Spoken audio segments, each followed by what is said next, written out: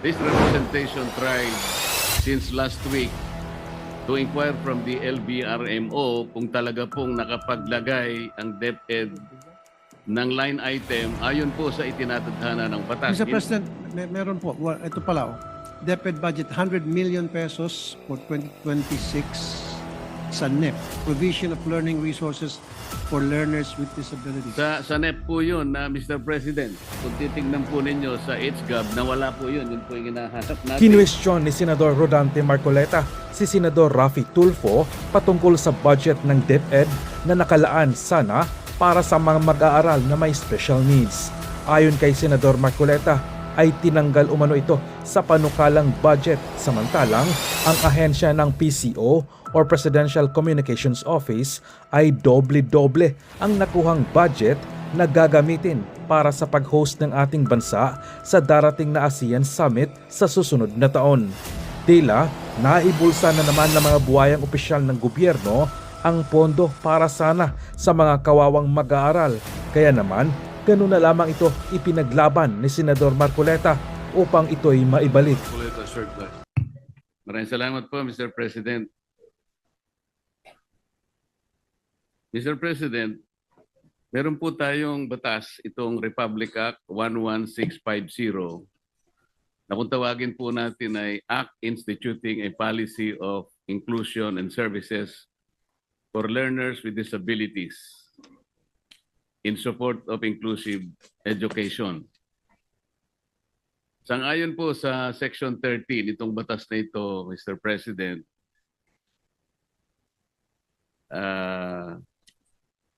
ito po ay naglalaman ng program support budget na kung babasahin po natin ay ganito po ang nakasulat dito. To ensure the institutionalization of services for learners with disabilities, a PSB, meaning to say program support budget for learners shall be included as a line item in the general appropriations of the DepEd. I'd like to find out, Mr. President, dito po sa ating pinag-uusapan o kinukonsider na 2026 budget, particularly on DepEd, meron po bang line item ang PSB, Mr. President? Sang-ayon po sa itinatakda ng batas na ito. I'm gonna look into it, Mr. President. Right now, I'm not aware of that line item in our NEP, Mr. President, but I'll going to look into it, Mr. President. Kasi po, Mr. President, napansin ng representasyon na ito na meron po tayong budget for learning materials for learners with disabilities. Pero wala pong specific line item allocation, halimbawa, doon sa child fine system. Ito po ay napaka-importante, Mr. President, kasi kung wala naman itong child fine system, hindi rin po natin malulocate o ma-identify kung ilan po yung mga mag-aaral natin na merong disabilities sa buong bansa, kung nasa ang eskwela po sila. At hindi rin po natin malalaman kung ilan ang mga naka-enroll sa mga eskwelahan. So mahihirapan po tayo kahit na alam natin na napaka-importanting masuportahan po natin lahat. Ngunit kung hindi naman po natin alam kung sino-sino sila at kung nasaan sila, sapagkat wala nga pong line item na nakalagay sa budget, ito naman po itinatadhana ng batas, mahihirapan po tayo, Mr. President. This representation tried since last week to inquire from the LBRMO kung talaga pong nakapaglagay ang DepEd ng line item ayon po sa itinatadhana ng batas. Ngunit hanggang ngayon po ay mukhang sila'y nahihirapan din na tingnan mula sa DepEd. Parang wala nga po, Mr. President. Mr. President, meron po. Ito pala. DepEd budget 100 million pesos for 2026 sa NEP, provision of learning resources for learners with disabilities. Sa NEP po yun, na Mr. President. Kung titignan po ninyo sa HGAB, nawala po yun. Yun po yung hinahanap natin. Ayun, na magic. At ang nakikita po nating malinaw, materialis po for learners for disabilities. Maliwanag po yun. Ngunit kung ang pag-uusapan natin para malocate po natin, nasaan po lahat ang mga mag-aaral po nating may disabilities, wala po tayong magagamit na pantustos dyan sapagkat wala po yung child fine system. Hindi lamang po yun, Mr. President, sana'y nagkakamali po ako pero wala rin po yung hiring of specialists for diagnosis and assessment of LWDs and the prescription of appropriate intervention. Sana nagkakamali din po ako, Mr. President, na wala din po yung to defray expenses in the delivery of related services stated in Section 4P. Ito nga po yung sa transportation and various developmental, corrective and other support services for student with disabilities. Mr. President, kung wala po ang line item na ito na napaka-importante, kahit na po magsama-sama tayong lahat dito, ipahayag natin ang ating interes na tulungan ang ating mga mag-aaral na may disabilities, ngunit may kakulangan po sapagkat na maring kaligtaan po. Napaka-importante po ng line item na ito. Mr. President, kaya ko lamang po sinubukan na maalaman talaga. Sana po ay makita na po natin. Kahit na po tapos na yung individual amendments, Mr. President, siguro po ay ang representasyong ito isusulat sa ating chairman para sa ganon makahanap pa po tayo ng fiscal space. Nakita ko po kasi yung opisina po ng PCO na nagka-doble-doble po yung paglalagay po nila ng gastusin tungkol sa pag-host natin ng ASEAN.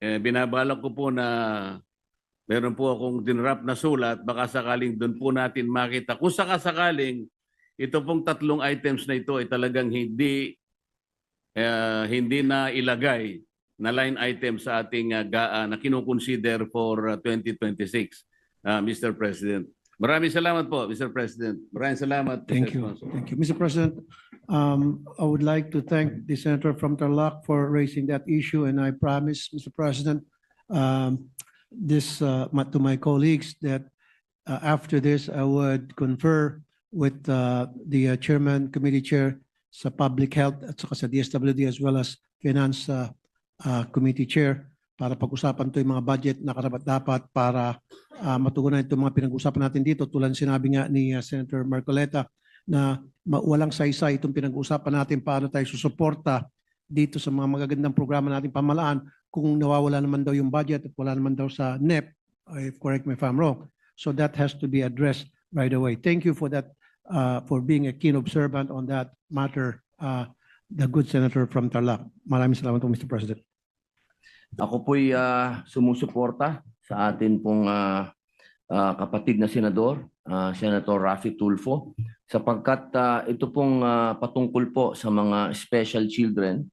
Ito po ay pinag-aralan po natin ng matagal dahil sila po ay kasama po doon sa tinatawag natin na meron pong mga epilepsy, meron pong ADHD, mga cerebral palsy. Yan po ay matagal po natin yung pinag-aralan at ito po talaga ay nangangailangan ng atensyon. Nangangailangan po ito ng pag-aaral pa kung ano po yung mga tamang medisina din na dapat pong ibigay sa kanila. Kaya ito po yung napakagandang pangmumulat po sa ating lahat sapagkat ito po talaga sa panahon na ito, hindi lamang po sa Pilipinas, kundi sa buong mundo, lalo na po sa mga progresibong bansa. Meron na pong mga pag-aaral dito kung paano po ito haharapin. Kaya maraming salamat po sa inyo, Idol. Mabuhay po. Thank you. Thank you, Senator. Senator Joel Villanueva is recognized. Thank you, Mr. President, distinguished colleague. May we know if the good gentleman from Isabela and Davao would yield to just some clarificatory questions, Mr. President? Yes, sir. Anytime. Thank you very much, Mr. President. At the onset, may I just put on the record my sincerest thanks and gratitude and put into the records of this August chamber my support to the good gentleman for his passion and dedication to really help our kababayans with special needs. Mr. President, I've been a member of the Senate for quite some time, and I have yet to disclose the fact that this representation is a father of a special kid, Mr. President. This is the first time I'm disclosing it, Mr. President, and I'd like to thank the gentleman for his efforts and his desire to help our children with disabilities, Mr. President. Marami yung kailangan pang gawin. Personal experience, yung hirap, sakripisyo, at yung challenge, Mr. President, to have a special kid, Mr. President.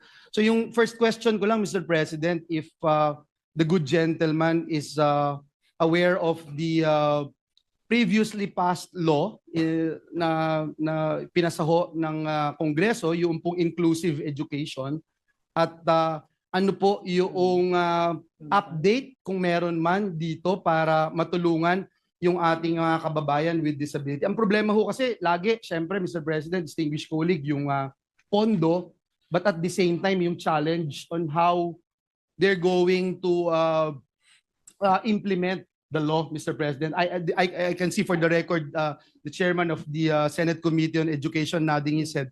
Because even, for example, if you wanted to put up a developmental center in a particular town, Mr. President, doon po sa poblasyon, kunyari, Mr. President. Tapos, yung mga kababayan po natin ay galing sa iba't ibang barangay. Ang lalayo po nila, Mr. President. So, hindi naman ho sila lahat makakapunta doon sa isang lugar, no, na ng poblasyon dahil una, wala nga silang pang tricycle patungo ho doon. But at the same time, siguro yung susunod na question ko po, pangalawang question is, gaano yung shortage na tinitignan natin when you talk about occupational therapists, speech therapists, etc., Mr. President. Thank you, Mr. President. Thank you, Mr. President. Tama po kayo, kulang na kulang po yung mga professionals na para tumugon doon po sa mga pangailangan ng mga children with disabilities, at kulang din po yung budget na nakalaan. In fact, maganda nga po yung during the budget hearing na suggestion is 10,000 per month one time. Kaya sabi ko dapat madagdagan yon. Ang isa sa mga dilema po ng mga parents, problema sa kanilang mga anak na may disability, ay yung pong gastos. Hindi lamang po sa therapy, kasi ang therapy sinasagot na po yun ng PhilHealth. Bukod pa dyan, meron pong budget na inilaan po yung Project Aruga, ang DSWD. Yung pong pamasahe at yung mga galing sa probinsya, kasi wala naman po mga specialized centers na tumutugon po sa pag-care, treat, therapy and all doon sa mga children with disability. So pupunta po sila ng Maynila. Now, ang problema po pagdating sa Maynila, yung iba, halimbawa, bibigyan sila ng 1 week o 2 weeks program na para sila po ay magpa-therapy. Hindi na po tinatapos dahil wala po sila matutuluyan. That's why meron po akong foundation na tinutulungan, yung Little Ark Foundation.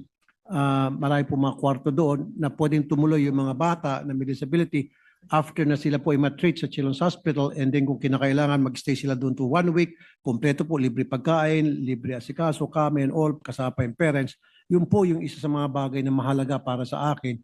Kailangan pa natin na maraming mga matutuluyan ng mga bata, kasama yung kanilang magulang, yung mga galing probinsya, kapag pumunta na Manila para sa treatment, dahil kulang nga po talaga ang mga centers na tumutugon sa pangangailangan ng mga children with disabilities. Thank you, Mr. President. Mr. President, ang isang napakalaking challenge ay yung pong mga eksperto, doktor na tumitingin sa kanila. Mr. President, this is a personal experience. There are only two, what do you call that, developmental pediatrician, Mr. President, who is well known in the country, in the Philippines. It's Dr. Dimalanta of St. Luke's and Dr. Reyes of Makati Med, Mr. President. Only two, Mr. President. Pagka ho kayo ay hihingi ng appointment sa kanila, Mr. President, it takes about a year. 1 year, Mr. President, bago ka makakuha ng appointment. Kasi hindi po pwede yan na anytime kung ilan yung bata na titignan po nila, pwede. Hindi po eh.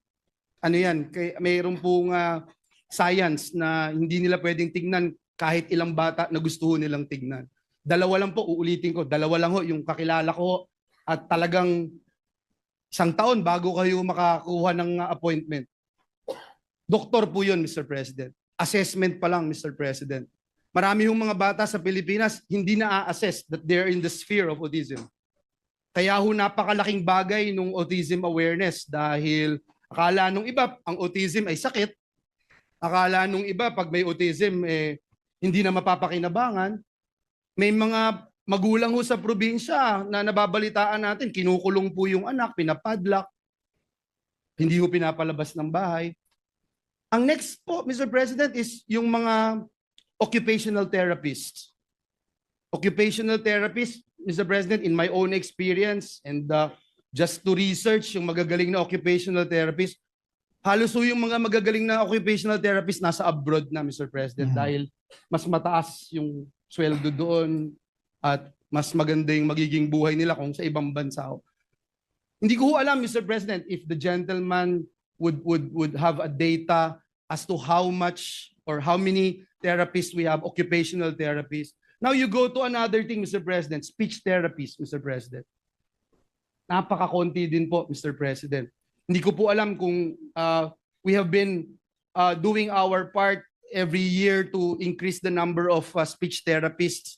Ganun din ho yung problema. So, Mr. President, I don't know if the gentleman can answer my question kung ngayon po may update po ba siya or anything na ilan ho yung shortage ng occupational therapist, ilan yung shortage ng speech therapist at dun po sa pinapanukala ng ating kaibigan Senator Raffy Tulfo, paano ho ito tutugunan? Ito pong shortage ng ating human resources ng pamahalaan, ng gobyerno para tugunan at i-address ang problema at challenges that we are facing in so far as special needs is concerned. Thank you, Mr. President, for that very excellent observation. Tama ka talaga, tumpak na kulang tayo sa mga expert pediatrician na tumutugon po sa mga bata with special needs tulad ng mga children with disabilities. In fact, nabanggit mo, meron 2 na pediatrician na buwan bago ka makapag-appointment sa kanila. Pero meron naman din po sa Children's Hospital, sa mga ibang ospital, hindi naman siguro kasing galing nung nabanggit niyong 2 expert pediatricians. Meron pa rin naman siguro, meron naman tayo sa Children's Hospital and other hospitals. Kaya nga lang po, medyo may kamahalan at yung problema ay yung challenges ay pagpunta doon at pamasahe at pag-stay. Now, shortages, yes, you're right. Meron po. At again, tama rin po kayo na imbis na pakinabangan natin yung mga magagaling natin mga pediatricians, mga physical therapists, occupational therapists, they tend to go abroad as opposed to staying here. Kasi nga po, mas malaking ang bayad doon sa abroad at hindi po competitive yung salary na kukuha nila dito. That's why pupunta sa ibang bansa. So that is something na dapat magkaroon ng programa ang ating pamahalaan para tugunan yung issue yan na kung paano ma-hold natin yung mga experts, mga pediatricians na para makadagdag tulong sa pangangailangan ng mga children with disabilities. Mr. President. Thank you, Mr. President. Let me just end by saying I am in full support of the measure that our good colleague is pushing. It is also important to again emphasize the need for us policymakers to look into this, the need to address the shortage of experts, developmental pediatricians, therapists, occupational therapists, speech therapists, etc., Mr. President, because this is very important, Mr. President. Yung mga kabataan natin, sinasabing pag-asa ng ating bayan, sabi ni Dr. Jose Rizal ng ating pambansang bayani, at naniniwala po tayo na yung mga kabataan ay hindi lang pag-asa ng bayan, kung hindi sila po yung may-ari ng kinabukasan. At tayo po bilang mga policymakers, I hope, Mr. President, that we can do better, Mr. President, for the next generation. And again, I thank the good gentleman from Isabela and Davao for this opportunity. Maraming salamat po, Ginoong Puno. Thank you. Thank you, Mr. President.